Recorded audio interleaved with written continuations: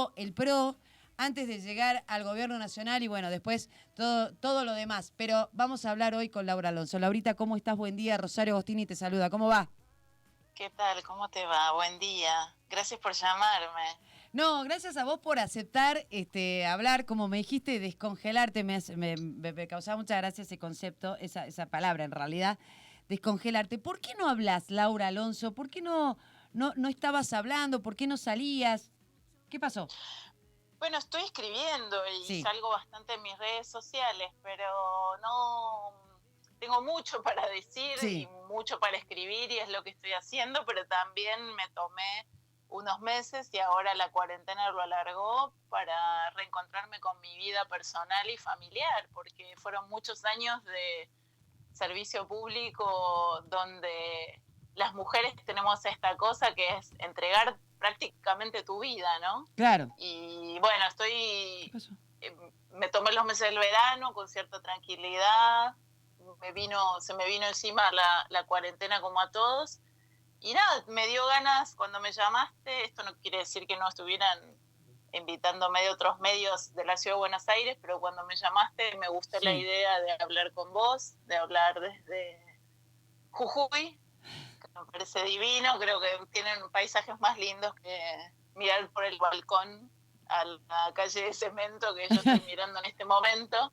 Y bueno, nada, me gusta la idea de conversar un rato con vos como una ciudadana que no se representa más que a sí misma, y eso también me parece importante aclararlo. Yo no hablo en nombre de un partido político, en el nombre de nadie, por mí, por mi experiencia y por lo que pueda tener de interesante para aportar al debate público.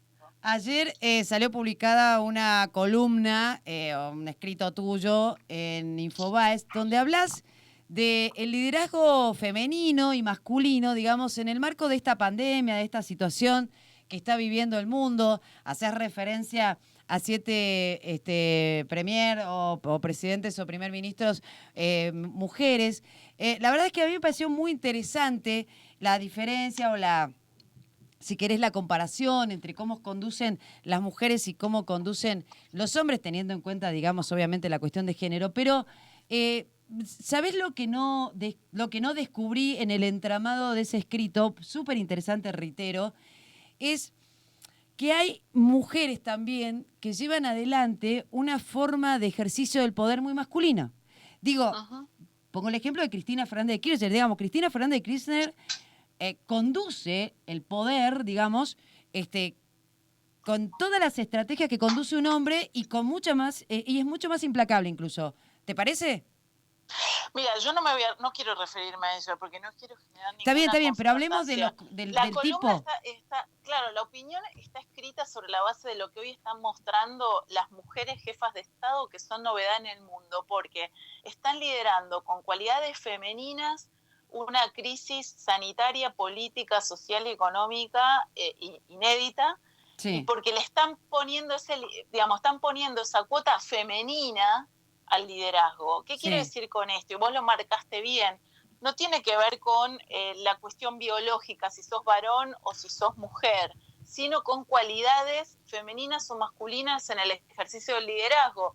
Hay machos alfa con pollera y hay machos alfa sin pollera. bien, Y en buenísimo. este caso, digamos, a ver, yo ayer enumeré a las 7, quizás la más popular de todas es Angela Merkel, pero si buscas en los medios de hoy, es noticia Jacinda Ardern, que es la primera ministra de Nueva Zelanda, tiene 39 años, y no solo acaba de anunciar que su país sale del confinamiento y tuvo muy pocas muertes por coronavirus. Todos dirán, bueno, Nueva Zelanda no es la Argentina. Yo ya escuché muchas de esas explicaciones. Creo que lo que hay que destacar acá como un factor extra es este liderazgo, estas cualidades femeninas en el liderazgo que muchas mujeres tienen y que también tienen algunos varones.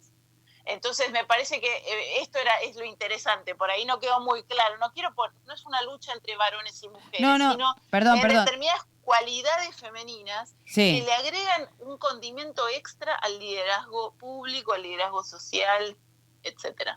A mí me parece que discutir o debatir o charlar o conversar sobre esto siempre tiende a aclarar. ¿Por qué? Porque hay una mirada a veces muy sesgada, muy blanco-negro, respecto de cuando uno habla de la femineidad o de la masculinidad, ¿no? Entonces, por eso de alguna manera te puse ahí en ese lugar para que habláramos y charláramos de esto, de que hay hombres, por ejemplo, que tienen maneras de mirar el mundo, incluso, digamos, con un costado femenino súper interesante, y hay mujeres que la verdad que son muy masculinizadas, digamos, o en su manera de ver el mundo. Entonces, a partir de allí, en realidad, de lo que hablamos no es del género en términos biológicos, sino del género en términos de manera de interpretar y de ver el mundo. Creo que Merkel, Exacto. por eso, insisto, te llevé hasta ahí con la pregunta, ¿no? O eso es lo que traté. Merkel, yo me divierto mucho los domingos porque hay varias columnas que son humorísticas, con reconocidos que escriben los domingos en los diarios más importantes del país, pero uno de ellos dijo, es el tiempo tal vez de elegir a Merkel presidenta del mundo. Y tengo la sensación, efectivamente, que todos miramos de alguna manera a Merkel, y pensamos, ¿cómo no tenemos todos una presidenta o un presidente, digamos, con esas cualidades y con esa capacidad de conducción? Y hablo no solo de la Argentina, hablo de Italia, hablo de España, digamos, que se están retorciendo en el marco de su política, unos por izquierda y otros por derecha, tal cual, sin encontrarle el agujero al mate en una pandemia, que además es una pandemia no solo sanitaria, sino económica, ¿no? Sí, yo creo que, a ver, porque para también destacar cuáles son las cualidades de esta nueva forma de liderar lo público, es la horizontalidad, es la sinceridad absoluta en la manera de hablar, es la sobriedad y la austeridad que debe representar un funcionario público, que es un servidor público, es el acompañamiento, o sea, es el liderar a la par o desde atrás incluso, ¿no? No mostrarte como una persona que te viene a salvar o como un mesías o como un papá, porque estamos en el tercer milenio, nadie necesita un papá. Esta cosa de yo miraba, y si te fijas, y cualquiera de los que nos está escuchando, digamos, miren otros países, o sea, no miremos la Argentina, olvidémonos un poco de la Argentina, los gobernadores, olvidemos y miremos otros países. Es cuando ves determinados liderazgos masculinos, es todo el tiempo a ver quién la tiene más larga. Sí. Y la verdad es que no resuelven el problema.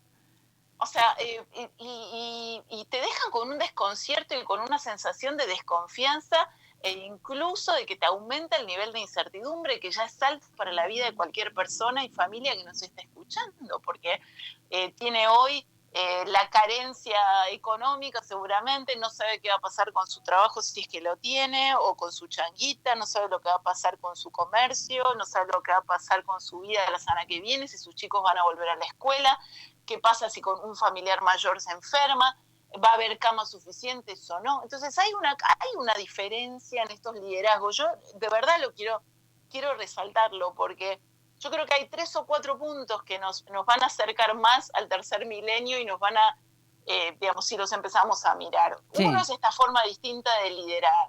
El otro punto es, ¿para qué sirve el Estado? Y el Estado debe servir para brindar servicios de calidad. Punto. ¿Para qué sirve un servidor público? Para servir al público, para honrar el compromiso de servir al público con capacidad técnica, con calidad ética.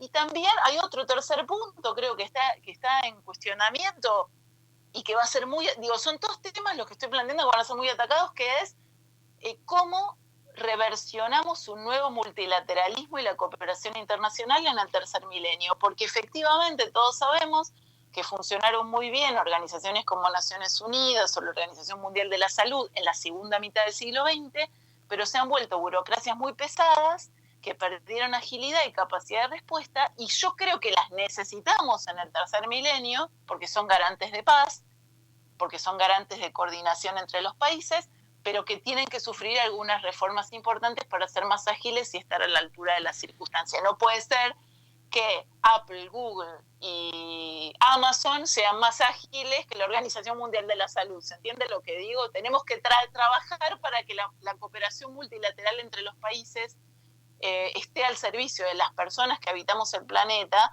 y que tengan una capacidad de darnos información, soluciones, respuestas rápidas.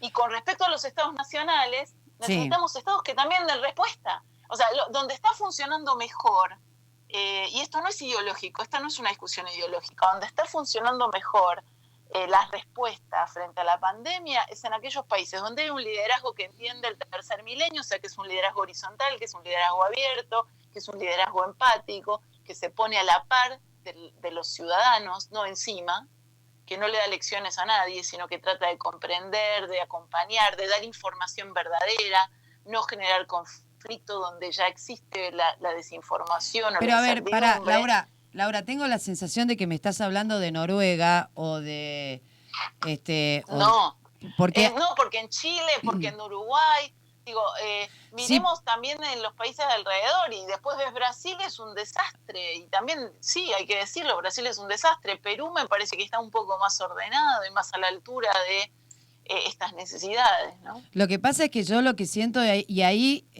una crítica al sector del que fuiste parte y que de hecho me parece que seguís compartiendo a pesar de la distancia de pensamiento, porque he hablado con otros de Cambiemos o del ex Cambiemos y la verdad que piensan lo mismo y está muy bien, pero me parece, la sensación de acá desde Jujuy es que, o por lo menos la que yo tengo, es, mira, está buenísimo lo que me decís, está muy bueno esto de hablar de liderazgos diferentes, de liderazgos horizontales y demás, pero ¿sabés cuál es el problema? Que esto no es Noruega, que esto no es Estocolmo, que esto es la Argentina y que enfrente tenés construcciones históricas como el peronismo, construcciones históricas como esta cuestión de el necesario paternalismo, y cuando vos cuestionás eso, te dicen, lo que pasa es que si no la gente no hace caso, te contestan. Y la verdad es que cuando mirás la realidad decís, sí, hay una parte de la sociedad que realmente, y pongo entre comillas de nuevo esta frase, la gente no hace caso cuando le decís, mira, podés salir una hora, tenés que ser responsable y demás. Y en otras sociedades, la gente es responsable, la gente cumple con las normas, la gente cumple con las reglas, son ciudadanos de primera, ciudadanos en el mejor sentido de la palabra. Acá tenés ciudadanos de primera, de segunda y de tercera, estigmatizados por el propio Estado, y reitero, al frente tenés una construcción que tiene que ver con paternalismos y con caudillismos, digamos, todavía le ponen una vela a Perón, digamos, esto ya habla de lo que es una parte de nuestra sociedad. Por eso te digo, me encanta lo que decís, y desde la ciencia política, desde la academia, me parece alucinante. Ahora, yo siento que vivimos en la Argentina y que esto no es Noruega. Mira, yo siento que el peronismo no es solo el peronismo. Estoy de acuerdo con vos. Hay una forma, o ha habido hasta ahora una forma de entender cómo debe moverse la política y quizás una situación que nadie eligió, donde muchos argentinos creen que la forma de pasar su vida es esperando que el Estado les dé un subsidio o un plan o un apoyo. Sí. Y creo que hay muchos que no. Entonces, yo creo que el peronismo es un colador. Porque la sociedad está agujereando esa forma de ejercer el poder. Hay una gran parte de la sociedad, quizás todavía hay otra parte que no lo puede ver, pero a mí me parece que hay un salto generacional, que hay, y no digo que los jóvenes tengan toda la verdad y los viejos no entendamos nada, porque también hay muchos viejos que entendemos mucho de estas transformaciones y de las cosas que están pasando. Al contrario, yo creo que la Argentina no es ni el mejor ni el peor país del mundo, que tenemos quizás una oportunidad que es estar en el medio. La Argentina es un país de ingresos medios, no, lamentablemente o afortunadamente, perdón, no tiene la situación de pobreza o de privaciones de algunos países africanos o incluso de países de Centroamérica o del Caribe. Sí. Entonces es un país que tiene un nivel de ingresos medio, que tiene un nivel de desarrollo medio, que tiene una construcción institucional de casi 4 décadas, frágil, endeble, pero que con algunos estímulos que generalmente vienen de la sociedad, puede ir dando respuestas. Lo que creo que tenemos que hacer es acomodar todos estos factores y aprovechar lo mejor que nos va a dar la oportunidad del mundo después de la pandemia, porque la pandemia va a pasar, porque la ciencia va a encontrar la respuesta a la pandemia, porque la vacuna va a llegar, porque el mejor tratamiento o los mejores tratamientos van a aparecer o seguirán apareciendo. Me parece que lo que tenemos que digamos, y acá estamos aprendiendo y el mundo está aprendiendo en el día a día.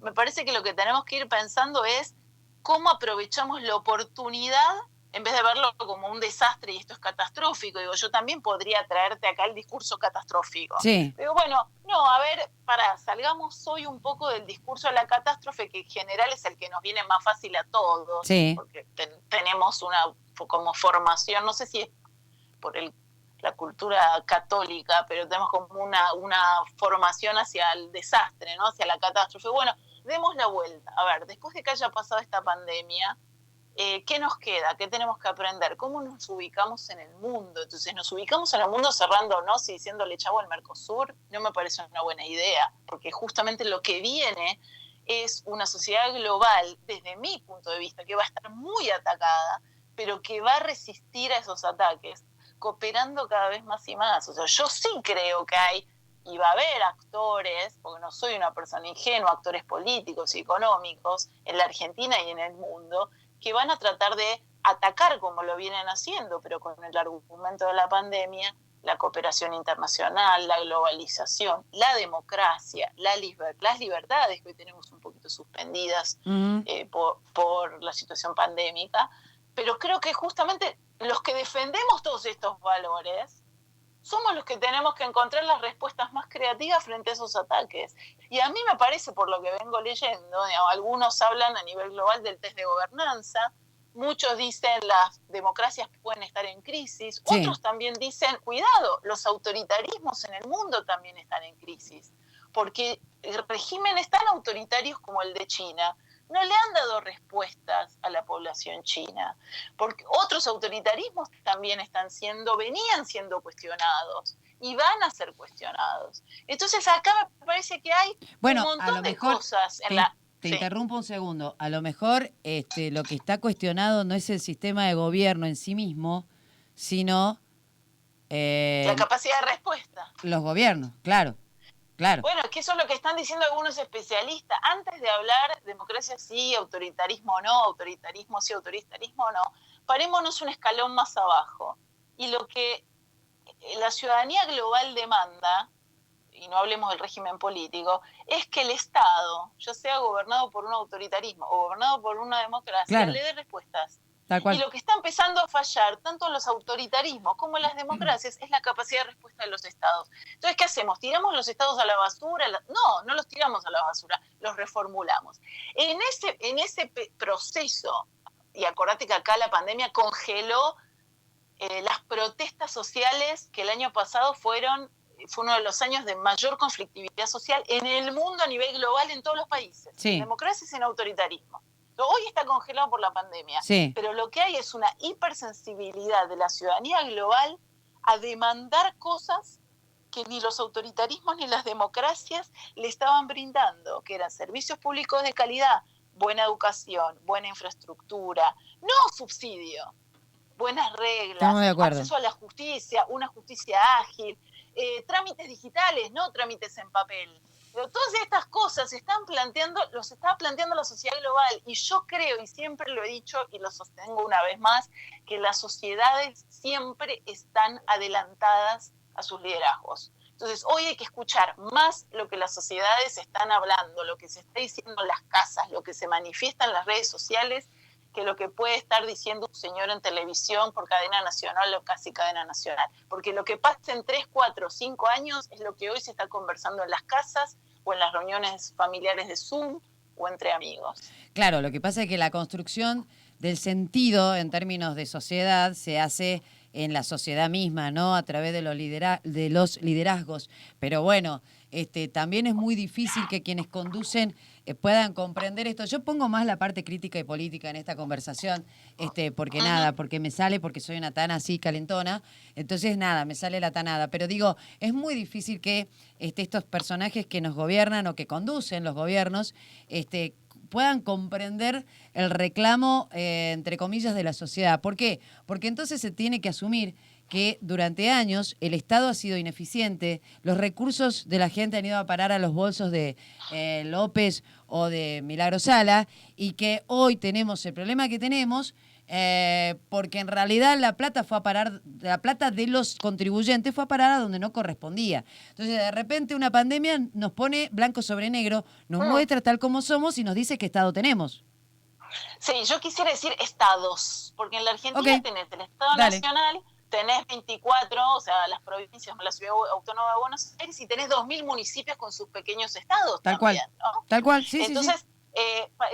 ¿para qué nos sirve esta conversación? Sí, hemos tenido estados ineficientes con distintos matices en general, sí, porque fueron estructuras pensadas en el siglo XIX, con un siglo XX que tuvo problemas de estabilidad política, institucional, que tuvo problemas de estabilidad económica, no lo voy a explicar yo, claro. no, cualquier argentino de bien que tiene más de 45 años como yo sabe de lo que estoy hablando. Sí. Entonces, bueno, estamos frente a una oportunidad de engancharnos en otro tren de la historia. Esa es mi sensación.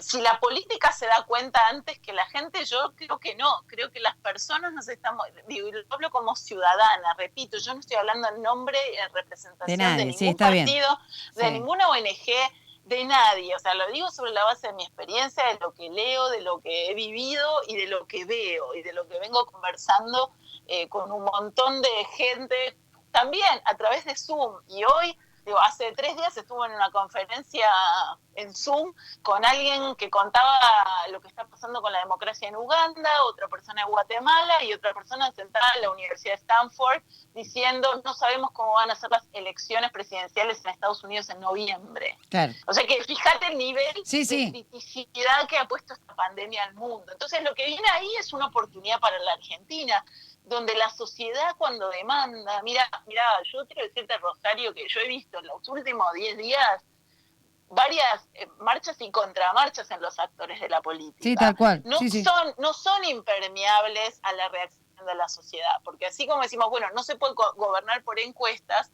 también es cierto que cuando la sociedad se manifiesta en esas encuestas, que son la foto de un día, son la película de 4 años, son la foto de un día, los gobiernos no están impermeables a eso, ¿no? Les importa escuchar cuál es la sensación, qué es lo que se dice. Y en este momento de tanto incertidumbre, donde pareciera que el miedo y la preocupación aflojan un poquito porque aparecen otros miedos y otras preocupaciones, bueno, transformemos. Yo creo que el miedo te ayuda a ser consciente, pero no te debe paralizar.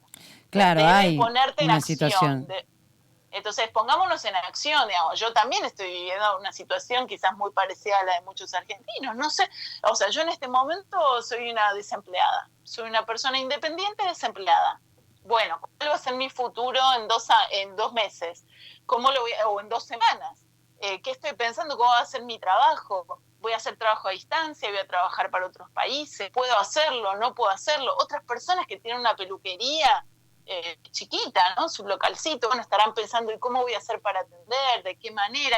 Todos tenemos que poner nuestra cabeza a pensar creativamente qué es lo que viene de acá adelante y demandar. Tratemos de demandar. O sea, a mí me parece una locura que haya gente que piense en algunos espacios políticos que hay que crear más impuestos. Porque en realidad en este país todos lo sabemos, el impuesto al cheque para acá, por lo menos. Bueno, a ver, tuvimos, el impuesto al cheque, para Laura, el impuesto al cheque incluso fue posterior. Yo me acuerdo del impuesto que pusieron en un momento a las naftas, a los combustibles, para el incentivo docente, que también era momentáneo, ¿te acordás? Por eso, entonces, ¿cuáles son? Por eso, para mí poner más impuestos no es la solución. La solución es, a ver, ¿qué estados tenemos? ¿Qué estados tenemos? ¿El estado provincial, el estado nacional? ¿Cómo compran? ¿Están gastando bien? ¿Están gastando mal? Claro, ¿A quiénes están comprando? Yo creo que ahí depende mucho ¿Por qué un médico gana una miseria? ¿Por qué un médico gana una miseria y un empleado, porque los hay, que son de planta permanente hace 20 años, ganan el triple o el cuádruple? Sí. ¿Cuál es el nivel? Que es un empleado público que no hace más que una tarea administrativa, o sea, no le está salvando la vida a nadie en ninguna guardia. Sí. Entonces, estos son los temas que estos son los interrogantes que tenemos que poner sobre la mesa. Bueno, tenemos que interpelar en ese sentido. Ahora vuelvo a decirte, no, digamos, de nuevo, hay muchísima gente que aplaude lo inaplaudible, ¿no? Y entonces yo me paralizo frente a eso, porque digo, pero ¿cómo puede ser? Porque yo siento que hablamos del sentido común, no estamos hablando de ninguna, digamos, no vamos a presumir acá, vos sos académica de la ciencia política, etcétera, yo soy periodista, digamos, no vamos a presumir, yo no voy a presumir de la profundización filosófica sobre el Estado, pero digo, a veces me pasa de enfrentarme a gente, enfrentarme en el mejor sentido, ¿no? No sé, nos comíamos un asado cuando nos podíamos comer un asado, sino charlar a través de la tecnología. Y vos decís, pero ¿cómo puedes aplaudir lo que estás aplaudiendo? ¿Cómo puedes pensar gente que además, tiene formación, o sea, y digo, gente que además ha estudiado incluso en mi misma facultad, con mis mismos profesores, con mi misma bibliografía, ¿no? Entonces digo, pero ¿qué parte de, no sé, de Hegel yo me perdí que vos leíste? ¿Qué parte de, no sé, de Bourdieu yo no leí, vos leíste y que te hace pensar esas cosas? Digamos, ¿cómo fue que llegamos hasta acá? Mi sensación de nuevo es, yo estoy muy derrotista, pero estoy muy derrotista después de ver todo lo que pasó en un fin de semana. Es decir, no solo a nivel nacional, sino también en la crítica al Estado provincial, que la verdad que toma decisiones también bastante, hablando muy mal de sí mismo porque es claramente ineficiente, pero digo, liberan a los presos, liberaron a 2.000 y pico de presos, ahora les prometieron liberar a otros 2.000. ¿Qué sé yo? Yo digo, y nosotros seguimos encerrados, ¿entendés? Mientras otros aplauden la libertad de los presos, encerrados en su casa, que van a terminar siendo víctimas de esos tipos que salieron a la calle. O sea, no lo puedo comprender, no me da el corazón para comprender. Mira, yo creo que esa indignación o ese enojo que comparto con vos, digamos, pues no es la Biblia y el calefón, la verdad, sí. No es así. Si alguien cometió un delito y está preso condenado, preso con prisión preventiva y entra en los factores de riesgo, está muy bien que se considere. No me parece adecuado que el Estado negocie en pie de igualdad con actores que no tienen ninguna legitimidad para ser escuchados en pie de igualdad con el Estado. O sea, claro. Sí creo que, ahí también yo tengo mi opinión, y también creo que si vos lees las noticias todos los días, te volvés catastrofista. Entonces lo que estoy tratando de hacer con vos es un ejercicio de pensar un poquito más allá de la noticia del día. ¿De dónde está yendo el mundo? Que no se sabe muy claramente. ¿Qué aporte puede hacer la Argentina? ¿Desde dónde? ¿Con quiénes? O sea, a mí hay cosas que leo todos los días, que por supuesto, si vos vas a mi cuenta de Twitter, digamos, yo no soy una persona de andar en silencio y digo las cosas que tengo que decir. Y tengo mis opiniones de nuestra gestión desde el 2015 al 2019 y tengo mis opiniones de esta gestión. Y estoy preocupada porque me decís, ¿vos de qué te interesa? Bueno, a mí me interesa defender la libertad, defender la democracia, defender la república, defender el multilateralismo. Bueno, ¿y qué ves? Bueno, veo que toda la estrategia de Estado digital que desarrollamos en 4 años para hacerlo más transparente y más eficiente la están desarmando. Veo que más o menos que hay que rogar para que abran el Congreso para una sesión, cuando en realidad si yo hubiera sido diputada estaba encadenada hace 3 semanas a la puerta del Congreso porque la policía no me puede tocar porque tengo fueros, y ahí va mi crítica también a los diputados y a los senadores de la oposición. Veo que la justicia está cerrada. Entonces no encuentran ninguna manera, pareciera como que no encuentran ninguna manera, salvo atender urgencias mínimas. Bueno, a mí eso me preocupa. El viernes pasado los abogados de la Ciudad de Buenos Aires le pidieron a la Corte que por favor se establezca algo más que una guardia mínima en el funcionamiento judicial. ¿Y qué veo? Veo que nos vamos al Mercosur, que ya no nos importa el G20 y que hacemos videoconferencias con un grupo de expresidentes que no son nadie, muchos de ellos investigados por corrupción e incluso condenados, y nos embelezamos con una videoconferencia con 5 fracasados. Bueno, eso me preocupa, por supuesto que me preocupa igual que a vos. Me preocupa la situación que se planteó del Estado frente a los presos, también me preocupa y tengo mi opinión. Pero también quiero pensar, no quiero ocupar mi cabeza y mi energía todo el tiempo en eso, porque ahí es donde está la trampa. En el día a día te comen la cabeza. Sí. Y yo te lo digo, alguien que estuvo 10 años, 6 años en el Congreso y 4 años en el Poder Ejecutivo, si vos no dejás una parte de tu tiempo para pensar estratégicamente, la inercia horrible de un sistema ineficiente, corrupto, corporativo, que atrasa 100 años, es la que te gana todos los días. Entonces yo estoy convencida de que hay un montón de gente escuchándonos que está igual de enojado e indignada con la noticia diaria, pero que puede dedicar una parte de su tiempo hoy a pensar cómo construimos como ciudadanos todos los días una demanda distinta para transformarla en una energía política que genere un cambio político en todos los partidos políticos, si es que de acá a 2 años siguen existiendo los partidos, ¿no? ¿Cómo generamos liderazgos distintos? ¿Cómo conversamos con nuestra familia, con nuestro, no sé, proveedor, si tenemos un comercio, con nuestro cliente, para buscar, para demandar otras formas de liderar? La verdad, cuando vos lees mi nota de ayer, yo estoy harta de que me den cátedra por televisión, señores aburridos, con corbata un sábado a las 10 de la noche. Sí, sí, tal cual. Porque yo no necesito un papá, necesito que me den confianza, y yo necesito confiar en que las personas somos responsables. Y como vos dijiste, bueno, hay mucha gente que fue irresponsable, por ejemplo, ayer o anteayer. Claro. ¿Sabés qué ejemplo pongo siempre yo? La ley de no fumar en los lugares cerrados. El control social funcionaba mejor, porque vos no podés poner un inspector en cada bar. No, y te miran horrible cuando sacás un cigarrillo y a lo mejor lo sacás para tenerlo en la mano, pero sí, claro. Entonces, somos nosotros los que tenemos que ser responsables primero y ayudar a que otros cumplan con las normas. Y marcárselo.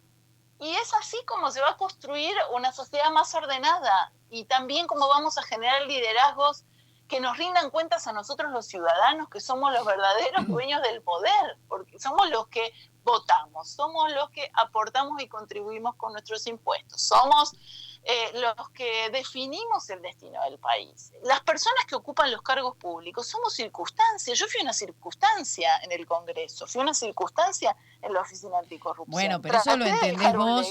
Pará, Alonso, eso lo entendés vos desde una perspectiva muy especial, digamos, el común, o te diría la generalidad, no lo entiende así, no solo no creen que... No, pero la mayoría de la gente lo entiende así. No, yo estoy de acuerdo con lo que vos decís, la mayoría de los políticos no entienden que son una circunstancia y se quieren quedar para siempre. Claro. Y eso no va más, porque esa no es la demanda de la sociedad. La demanda de la sociedad es que si vos le servís, te vas a quedar. Sí, a su servicio, claro. a su servicio, sí. Al servicio de la sociedad, no al servicio del bolsillo del político, al servicio de mantenerse en un cargo y tener un chofer. Eso es una circunstancia, y uno tiene que entender que es una circunstancia, que las personas te eligen en un momento para que hagas una tarea, y si le hiciste mal dirán que venga otro. O depende del momento histórico y lo que representás en ese momento también. Bueno, pero y los partidos políticos también tienen que reconstruirse y repensarse y reoxigenarse. O sea, yo también lo veo, digamos, y la verdad es que veo muchísima experiencia. Creo que hay mucha gente del gobierno del presidente Macri, que incluso estuvo en los bloques parlamentarios, que hoy no está ocupando o no está hablando, y que serían geniales. Creo que podrían hablar y aportar muchísimo. O sea, yo hablo bastante con Pinedo y es un tipo con mucha experiencia, sí. No está ocupando ningún cargo público. Bueno, Patricia es presidenta del partido, pero Silvana Giudici no está ocupando un cargo público y fue diputada 2 o 3 veces. Sí. Paula Bertol, no sé, se me ocurre un montón de gente, o incluso funcionarios en el gobierno. Vi que escribieron este fin de semana Miguel Brown, o que escribió Marisa Bircher. Ayer hablaba con Marina Clemencewicz, que tiene una trayectoria impresionante en hábitat y en transformar hábitat, sobre todo en villas de emergencia que hoy son barrios. Lo que pasa, se escucha un gran silencio. Experiencia y conocimiento. No, es que ¿sabes cuál es el tema? También creo yo, hay que empezar a entender una forma de hacer política distinta. Entonces, la oposición está para evitar que el gobierno gobierne mal, sí. En el Parlamento tiene que exigirle cuentas al gobierno, sí. Tiene que controlarlo, sí. Eso es lo que debe hacer la oposición. También me parece que el gobierno y todos los gobiernos deberían requerir de algunos perfiles profesionales, de exfuncionarios que tienen mucho para aportar y hoy están en la casa. Alonso, esto no es Noruega. O sea, ¿sabés cuál? Hay que hacer que sea. Insisto, no, pero pará. Yo me niego a pensar, o sea, discúlpame, Rosario. Al contrario, yo creo que hay muchísima gente. Yo ya recibí un mensaje, porque estoy en una red de fellows, de una beca de hace un montón de años, de un funcionario de Santa Fe. Y me pareció buenísimo lo que había escrito. y pedí ayuda. Yo no le respondí todavía, pero la verdad es que si quiere, en privado yo le doy una ayuda con algunas ideas. Pero necesito que me dé un cargo. Entonces, hay también que mostrar que la política se puede hacer de otra manera. Este es un momento, este es un momento distinto. Porque hay una pandemia yo sigo creyendo, y porque hay una situación que nos puso a todos adentro de casa. Respeto profundamente lo que decís y respeto un montón de conductas y hábitos de gente de la oposición. Pero lo digo desde antes de las PASO. Si a mí me parece que el problema de Cambiemos o de de Juntos por el Cambio, lo que fuere, a diferencia de Jujuy, porque en Jujuy incluso nosotros tenemos acá una construcción que hace el gobernador muy peronizada. Pero bueno, voy a hablar de lo que fue el gobierno nacional y de lo que quedó de ese espacio. A mí me parece que en serio hay mucha gente, y te escucho hablar y sigo insistiendo con eso, yo creo que creen que en serio estamos en Noruega y nos gobierna, no sé, la nieta de Merkel, y en realidad tenemos a Alberto Fernández, al peronismo enfrente, y sí, eso... Pero yo ya lo sé, pero te dije que no iba a hablar, pero yo ya sé quiénes son los que nos gobiernan y qué capacidades tienen y cuántas no tienen. Y por eso también creo que la oposición en este momento es más necesaria que nunca para marcar esas diferencias, Comparto. pero no para hundir al gobierno, sí. para ayudarlo a mejorar. Exacto, comparto. Entonces, esa es mi visión. Yo no creo que vivamos en Noruega. Yo sé perfectamente cómo se vive en los distritos más pobres de la Argentina, en la ruralidad, en las necesidades, en las carencias, en un país que aplasta con impuestos al sector productivo. Lo tengo clarísimo eso, pero lo que digo es que uno también tiene una responsabilidad, que es generar un debate que inspire transformaciones, porque si no, la catástrofe nos lleva... A ver, en la catástrofe ganan los peores. Así es. Esa es mi conclusión. Estamos de acuerdo. Entonces yo prefiero, y no porque vivo desalejada de la realidad, pero sí creo que hay excelentes intendentes, intendentas, creo que hay excelentes concejales y concejalas, creo que hay buenos gobiernos locales que hacen lo que pueden con lo que tienen, incluso buenos gobiernos provinciales, y hay otros que son malos. Entonces, bueno, hay que trabajar. ¿Sabes qué? Durante muchos años uno siempre tiende, vuelvo al inicio de esta conversación, nosotros tendemos a buscar historias negativas. Y yo no sé por qué en esta pandemia me empecé a agarrar, digamos, bueno, una parte del día me quedo con la información negativa y otra parte del día empiezo a buscar las historias de éxito. Y creo que los medios tienen la responsabilidad profesional y ética de mostrar historias de transformación que son positivas, que pueden estar en un gobierno local o que pueden estar en un emprendedor en Jujuy o una emprendedora en Santiago del Estero. Hay que buscar historias de resiliencia, políticas, sociales, económicas, porque las hay, porque existen y porque ahí está la base de los nuevos liderazgos. Bueno, yo sé que tuviste la intención de desaparecer un tiempo de la escena pública, que necesitabas un espacio para vos y que te apareció una Laura Alonso en un ministerio.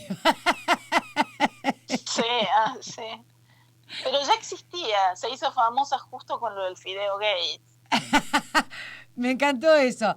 Laura, yo la verdad es que te agradezco la conversación, hemos charlado casi 40 minutos. Tenés un minuto más porque no quiero esquivarle al bulto. Mira, porque la gente dice, Laura, ¿qué ves? O sea, liberaron a todos los presos de corrupción. Imagínate cómo me puedo sentir yo que trabajé muchísimos años y con un montón de otra gente que pusieron día a día y horas extras sin cobrarlas, aclaro, para hacer las mejores investigaciones y tener una rigurosidad en el planteo en la justicia y que pasen estas cosas. Por supuesto que yo tendría que estar deprimida llorando, y no estoy deprimida llorando. Yo creo que logramos en la endeblez de nuestro sistema judicial y de la falta de independencia judicial que tenemos, logramos algo histórico entre todos los argentinos. Y creo que tenemos que seguir trabajando para prevenir y para investigar y sancionar la corrupción cuando sucede, en donde sea, en el gobierno que sea y en la jurisdicción que corresponda, desde un gobierno local, provincial y nacional. No estamos curados de ese problema, que es una enfermedad y es un flagelo global, y que en la Argentina, lamentablemente, como vos dijiste, y yo estoy de acuerdo, hizo que nuestros estados se volvieran ineficientes, fracasados, y que en muchos casos los recursos que necesitamos para tener mejores escuelas, docentes mejor capacitados, más hospitales, más equipamiento, se fuera a la corrupción. Entonces yo sigo pensando en eso y también sigo trabajando en estas cosas, pero no me deprimo. No creo que, bueno, pasó toda o sea, lo ves a vudú en la casa. ¿Estás deprimida, Laura? Y esa sería la solución más fácil. Estoy pensando en qué hizo que esto pasara y qué es lo que tenemos que hacer para que no vuelva a pasar. ¿En qué cosas tenemos que mejorar aquellos que creemos que es posible tener gobiernos eficientes, transparentes, que rindan cuentas en todo el mundo y en todos los distritos de la Argentina? Repito, desde el primer municipio hasta el Estado Nacional. Gracias. La verdad es que te tengo que agradecer. Primero, me encanta charlar con vos, me parece... Y además me encanta poder debatir, digamos, desde un lugar de... desde lo que pensamos cada una, con muchas cosas en común, por cierto. Por supuesto, te comprometo a que charlemos otra vez, digamos, ¿no? Cada 4 meses. ¿Cada 4 meses vas a hablar? Es probable. Es mucho, Alonso, mucho. Te agradezco de verdad, en serio. Primero que hayas hablado con nosotros, que hayas charlado de esta manera abiertamente. Y me parece muy valiente las cosas que escribiste y las cosas que dijiste hoy acá, porque no es fácil que alguien diga las cosas así tan simples y tan a boca de jarro. Te agradezco, te mando un abrazo enorme, cuídate y seguí la cuarentena, pero no te congeles de nuevo. No, nunca congelada. Un poco guardada nada más. Gracias por llamarme, por acordarte de mí, a todos tus oyentes, que sé que son bastante así seguidores fieles. Sí, son intensos. Acá, digamos, en mí siempre van a encontrar a alguien con quien charlar de esta manera o de cualquier otra. Así que comprometida con una Argentina que siempre creo puede estar un poquito mejor. Dale. Te mando un abrazo enorme. Chao, mi vida. Chao, hasta luego. Chao. Hasta luego. 11:47 en toda la República Argentina. Fue Laura Alonso. Espero que la hayan disfrutado. Ya volvemos. We'll see our way through.